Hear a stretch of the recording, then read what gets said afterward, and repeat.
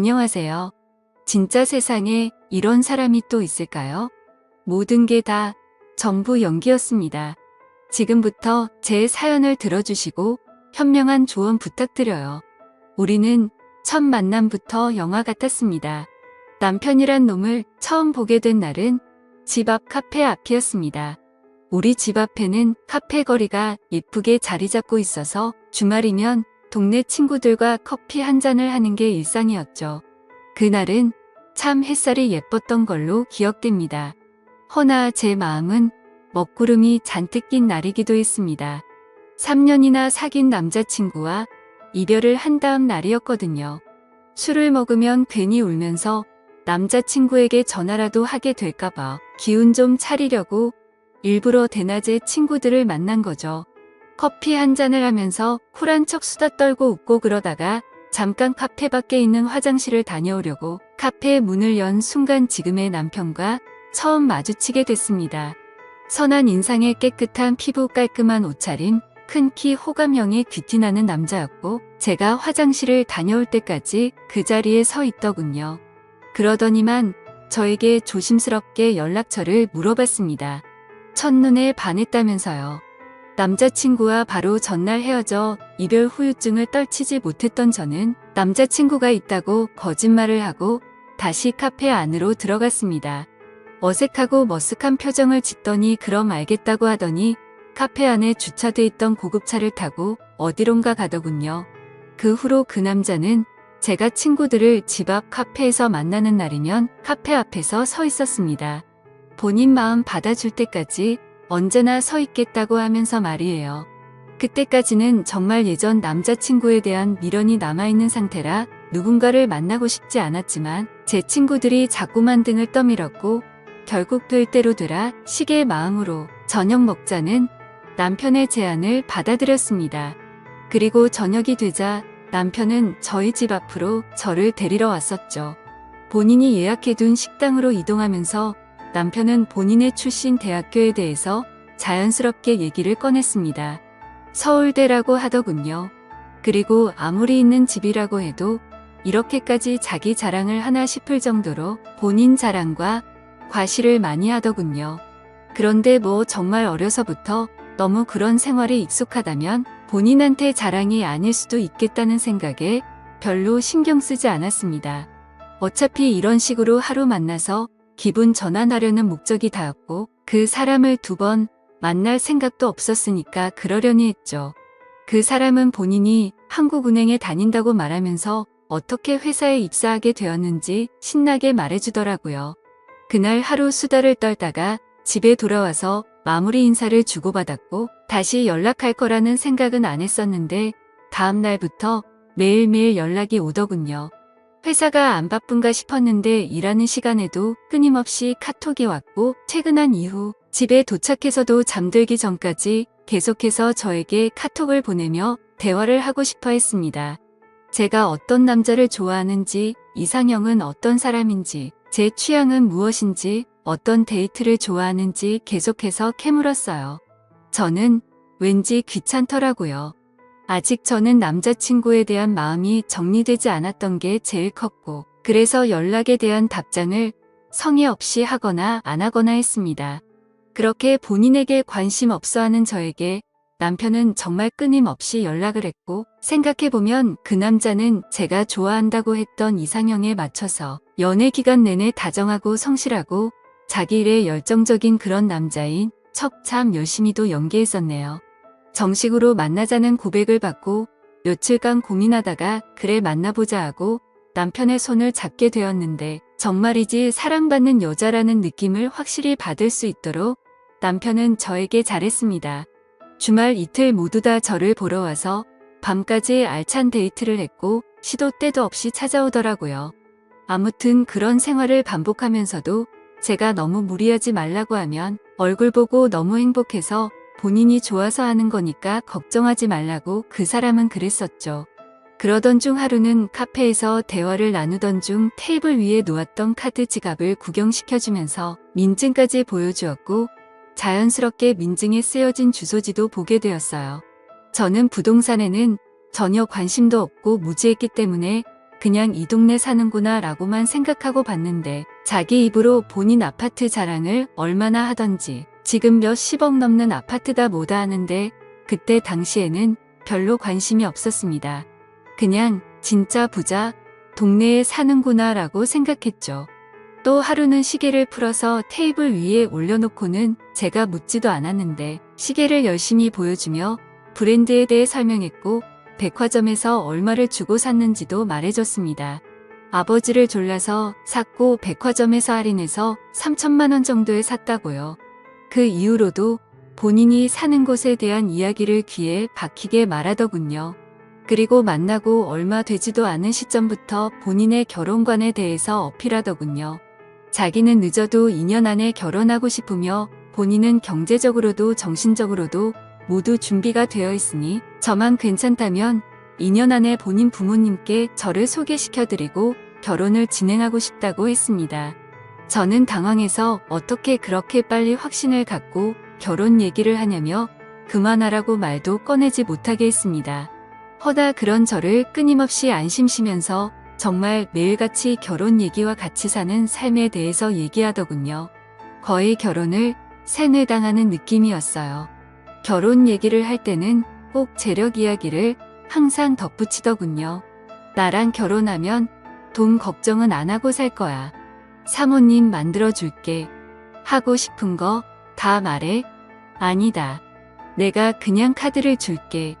너는 그냥 나랑 같이 평생 살아줘. 듣자마자 어이없어서 웃음 나오는 그런 말을 너무 진지하게 하더군요. 본인 부모님이 갖고 계시다는 빌딩들의 위치를 말해주기도 했고 본인이 미리 받은 건물의 위치 건물세가 한 달에 얼마가 나오는지까지 전부 술술 입었어요. 무엇보다 아침부터 잘 때까지 연락을 하면서 회사 이야기를 정말 많이 했고 회식을 가거나 어디 갔다 하면 동영상도 자주 보내주었습니다. 좀 과하니까 가끔 묘하다 싶을 때가 있었는데 너무 많은 증거들을 거의 매일같이 보여주면서 의심할 틈을 주지 않더군요. 그런데 아주 조금씩 말이 많은 그 사람의 말에 어긋나는 부분들이 있었습니다. 그러면서도 관계를 깰 정도로 치명적인 것들은 없었습니다. 그렇게 교제를 이어가던 중 덜컥 임신을 해버리고 말았습니다. 처음에는 어떡하지란 고민이 많았지만 다정한 남편을 믿어보고 싶었고 결혼을 결심하게 되었죠. 그로 인해 남편이 자신의 부모님을 뵈러 가자더군요. 처음 보는데 정말 다정하고 좋으신 분들이셨습니다. 나이에 비해 10살 이상은 어려 보이셨고 정정하고 밝으셨어요. 우리 아들과 결혼해줘서 고맙다는 말을 반복하셔서 제가 황송할 지경이었네요. 그렇게 저희는 결혼식 없이 바로 혼인신고를 하게 됐고 상견례도 간단하게 마쳤어요. 혼인신고를 하던 날 남편이 이렇게 말하더라고요. 너무 급하게 결혼을 하게 돼서 자신 명의의 집에 살고 있는 세입자의 전세 기간이 아직 많이 남았다고요. 그리고 투자를 여기저기 해놓은 곳이 많아서 우선 지금 자기 수중에 있는 1,000만 원으로 단칸방에서 신혼살림을 시작하자고요. 별 수 있나요? 그냥 알았다고 했죠. 저희 부모님께 사정이 이러저러해서 단칸방에 잠깐 살게 됐다 말씀드렸다니 엄마가 단칸방에 맞는 작은 냉장고, 세탁기 등 살림을 사주셨습니다. 그런데 아이를 낳고 나서야 알게 됐습니다. 매일 출근한다던 남편이 한국은행으로 출근한 적이 단 한 번도 없다는 사실을 말이에요. 어느 날 남편이 집에 가방을 두고 간 적이 있었는데 핸드폰도 안 받더라고요. 그래서 회사에 걸면 될까 싶어 남편이 근무한다고 말했던 부처 전화번호를 찾아서 전화를 했더니 그런 이름을 가진 사원이 없다는 겁니다. 제가 이렇게 믿었던 것도 결혼 전에도 출입증을 보여주고는 했거든요. 남편이 가지고 다녔던 그 출입증은 도대체 어디서 훔쳤던 걸까요? 그리고 남편이 여러 번 언급했던 저희 신우의 이름으로 변호사협회에 검색을 했는데 아무 조회 결과도 나오지 않았습니다. 그걸 보자마자 소름이 끼쳤습니다. 그러고 보면 결혼 후 단 한 번도 신우를 본 적이 없었습니다. 신우가 너무 바빠서 그렇다고만 했어요. 그런데 아무리 바빠도 결혼한 오빠의 와이프 볼 시간이 아예 없다는 게 정말 이상했었거든요. 시댁에 가더라도 지정 주차장에 잠깐 주차하고 남편 혼자 올라갔다가 내려왔고 저는 차 안에 있으라고 했습니다. 저는 제가 불편할까봐 그런다고 말하기에 저를 배려해 주는 거라고 생각했었죠. 문득 그 아파트가 시부모님 집이 맞는지 의심스럽더군요. 저는 그 생각이 스치자마자 시댁으로 갔습니다. 동호수는 정확히 잘 알고 있었어요. 남편 차 유리 앞에 동호수가 선명히 적혀 있기도 했고 또 지정 주차 자리에 항상 같은 곳에 차를 주차했기 때문이었죠. 시댁으로 가서 초인종을 누르고 심장이 터질 것 같음을 느꼈습니다. 얼마 지나지 않아 젊은 여자 목소리가 들렸고 문이 열렸습니다.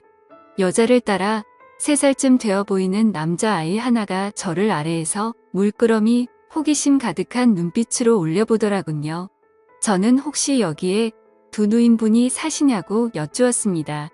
그랬더니 무슨 말이냐고 되묻더라고요. 정말 실례지만 여기 전세로 계시는 거냐고 여쭤봤더니 본인들이 이 아파트 분양할 때부터 매매했었고 쭉 살고 있다고 말하더군요. 그때 알았습니다. 모든 것이 다 거짓말이고 연출된 상황이었다는 것을요. 도대체 이 사람은 누구지? 무슨 일을 하는 어떤 사람이지? 대체 누구랑 결혼을 한 걸까? 그 사람이 지금까지 말한 것 중에 진실은 있긴 한 걸까 무서웠습니다. 그 여자와 대화를 마치고 계단에서 한참을 서럽게 울었네요. 그리고 집에 돌아왔습니다.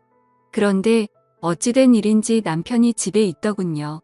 그러더니 제가 모든 걸 눈치챈 걸 어떻게 알았는지 무릎을 꿇고 울면서 모든 게 다 거짓말이었다고 저를 너무 사랑한 나머지 저랑 결혼하고 싶어서 다 꿈인 거라고 말하더군요. 그런데 본인의 마음은 정말 한치의 거짓이 없었다고 했습니다. 사실 아버지는 돌아가셨고 엄마는 고시원에서 살고 계신다며 신우는 없고 외동이라고 말했습니다. 진짜 너무나 소름이 돋고 싫어서 그 자리에서 당장 이혼하자고 했더니 제 바짓가랑이를 잡고 울다가 제 아이를 뺏어 들고 안더니 이 핏덩이 어떻게 할 거냐고, 이 아이 아빠 없이 키울 거냐고 하더라고요. 그 말 듣고 우리 아이 얼굴을 봤는데 정말 너무나 마음이 아파서 그 자리에서 주저앉고 펑펑 울었습니다. 제가 너무 바보같이 들릴 수도 있겠지만 아이 때문에 어쩔 수 없이 남편을 용서해주고 말았습니다. 다시는 거짓말하지 말고 모든 걸 사실대로 말하라고 하면서요. 결국 저희 엄마 아빠에게 솔직하게 말씀드렸고 남편은 아빠한테 거의 반죽음 되게 욕을 들었고 어찌됐든 제가 이혼 못하겠다고 했습니다. 결국 마음이 약해진 엄마 아빠가 가지고 계셨던 24평짜리 아파트 하나를 주셨습니다. 엄마 명의로 전세 끼고 산 집인데 마침 몇 주 뒤에 전세가 만기였거든요. 다만 전세금이 상당해서 엄마가 그 전세금을 다 돌려줄 여력이 없었기에 제 이름으로 전세대출을 받아서 들어가 살라고 해서 그렇게 살게 되었습니다. 그러던 중 남편의 진짜 시어머니를 만나게 됐습니다. 그 집에 들어가고 한 달 뒤 연락도 없이 갑자기 어떤 아주머니가 찾아왔었죠. 누구냐고 물어보니 시엠이다 하고는 불쑥 저희 집에 찾아오신 겁니다. 근데 빈손이 아니라 이것저것 본인의 살림 다 가지고 들어오셨어요. 오갈 데 없어서 왔다 하시는데 어쩔 수 없는 일이고 도리겠거니 생각하고 불만 한 번 이야기 안 하고 같이 살게 되었습니다. 그렇게 집에 눌러 앉으시고는 매일같이 술을 드시기 시작하셨습니다. 캔 맥주를 한 박스씩 갖다 놓고 하루에 6캔씩 드시면서 주사를 부리더군요. 본인 아들한테 전화해서 저를 비난하고 왜 이런 애랑 결혼했냐고 하더라고요. 제가 시어머니께 아부를 안 떨어댔다고 역정을 내셨습니다. 저는 그 모습을 보면서 소리 지르시고 막말하시는 게 너무 싫고 몸서리 쳐져서 방으로 들어가서 아이를 돌보고는 했었죠. 얼마나 그 시간이 힘들었으면 중소기업에 취직한 남편한테 울면서 전화해서 출근 안 하면 안 돼? 차라리 나 거기 따라가면 안 되냐고 했을 정도니까요. 아무튼 그렇게 힘든 시간을 보내던 중 생각지도 못한 둘째를 가졌고 우여곡절 끝에 출산을 하게 되었습니다. 산모 도우미가 집에 왔는데 무슨 시어머니 몸종이 온 줄 아시는 건지 산모 돌보는 건 신경도 안 쓰시고 베란다 청소 자기 밥 차리는 거나 집 정리 등 자신이 필요한 것만 시키시는 거예요.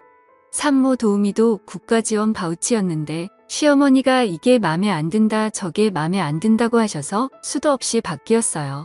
나날이 스트레스는 쌓여가고 둘째 낳고 몸도 마음도 지쳐가는데 남편은 회사 일 때문에 외박이 잦아지기 시작했습니다. 오죽했으면 큰아이가 아빠는 왜 우리 집에 놀러와서 잠도 안 자고 가냐고 물어볼 정도였죠. 퇴근하고 집에 와도 자정이 다 되어서야 들어왔습니다. 그러던 중 하루는 애들 재우다가 저도 피곤해서 잠들어 버렸을 때 시어머니가 방으로 뛰어오셔서 큰 소리로 너는 네 신랑 왔는데 어디서 자빠져 자고 있냐며 빨리 네 신랑 꿀물 내놔라고 하셨어요. 꿀 없는데요 라고 하면 새벽 시간인데도 당장 나가서 사오라고 하면서 잔소리를 엄청 하셨고 저는 정말 너무 지쳐갔습니다. 그렇게 지내던 중 시어머니 건강이 점점 많이 안 좋아지셔서 자꾸 부종이 생기셨고 복수가 차셨습니다. 그래서 결국 입원을 하게 되셨어요. 남편의 월급으로 입원비도 당장 문제였죠. 저는 결혼 전에 신용이 좋았었는데 이미 신용 불량자가 되었고요. 남편은 돈이 부족할 때마다 니네 엄마한테 얘기해서 돈 좀 빌려 와달라고 하더군요. 그때 당시에 관리비며 가습이며 3달 정도가 밀려 있었고 아이들 반찬 사줄 돈이 없어서 두부 한 모 사는데도 벌벌 떨고 그럴 수준이었습니다. 그런 상황인데도 불구하고 남편은 매일같이 늦게 들어오고 자신이 결혼 전 빌렸던 돈 때문에 여유가 없다면서 쥐꼬리만한 생활비만 주더라고요. 저는 지금 상황을 차근차근 다시 말했지만 남편은 괜찮아질 거야 라고만 말할 뿐 상황은 전혀 달라지지 않았습니다. 오죽하면 시어머니 입원비를 아들은 신경도 안 쓰고 제가 친정에 부탁해서 내고 있을 정도였죠. 결국 제가 전적으로 시어머니 케어를 해야 하는 상황이 되었고 아이들을 데리고 다녀야 해서 남편 차를 타고 병원에 다녔습니다. 그러던 중 병원에서 차를 타려고 갔는데 긁힌 자국이 생겼더라고요. 저는 곧장 블랙박스 메모리 카드를 빼서 집에 가서 영상을 확인해 봤습니다. 그런데 뭔가 여자의 촉이라고 해야 할까요? 갑자기 긁힌 자국을 찾는 영상보다도 예전 영상부터 봐야겠다는 생각이 들더라고요. 그래서 확인을 해보는데 정말 기가 차더군요. 한숨조차 안 나오고 이게 뭔가 싶었습니다. 왜냐하면 주행 중인 차량 안에서 남편의 목소리가 들려오는데 옆에는 또 다른 여자가 타고 있더군요. 남편은 제게 어필을 할 때와 달라진 게 전혀 없이 똑같은 멘트 똑같은 수법으로 또 다른 여자를 사귀고 있었던 겁니다. 왜 매일같이 늦게 들어오고 돈이 부족하다고 했는지 바로 알겠더라고요. 저는 용서를 해줬음에도 도저히 달라지지 않는구나 생각했고 절대 용서하지 않겠다고 생각했습니다. 결국 그날 이후로 남편에게 이 영상을 들이밀며 이혼할 거라고 통보했고 그러자 남편은 또 저번처럼 무릎을 꿇더니 펑펑 울면서 한 번만 용서해달랍니다. 두 자식을 담보로 생각하는지 아이들은 어떻게 할 거냐며 똑같은 레퍼토리를 펼치더라고요. 그러면서 자신의 어머님 케어는 누가 하냐고 제발 용서해달라고 했습니다. 진심으로 그때 너무 어이가 없고 기가 차서 말했습니다. 네 어머니가 내 어머니야? 그리고 어머님이 나한테 어떻게 대하는지 뻔히 알면서 그딴 말을 하냐고 말했죠. 저는 더더욱 용서가 되지 않았고 결국 두 아이 데리고 그 집에서 뛰쳐나와서 친정으로 갔습니다. 며칠 동안 남편은 지금도 한 번만 용서해달라고 계속 연락이 오고 있고 바람핀 상대와도 다 끝냈다고 하네요. 이 모든 사건을 알고 계신 저희 부모님은 당장 이혼하라고 말하고 계시고 있고요. 솔직히 저 혼자라면 매몰차게 이혼해버리면 그만인데 두 아이를 보면 이게 맞는 건가 조금은 고민이 됩니다. 제가 어떻게 하는 게 맞는 걸까요? 제 사연 읽어주셔서 감사합니다.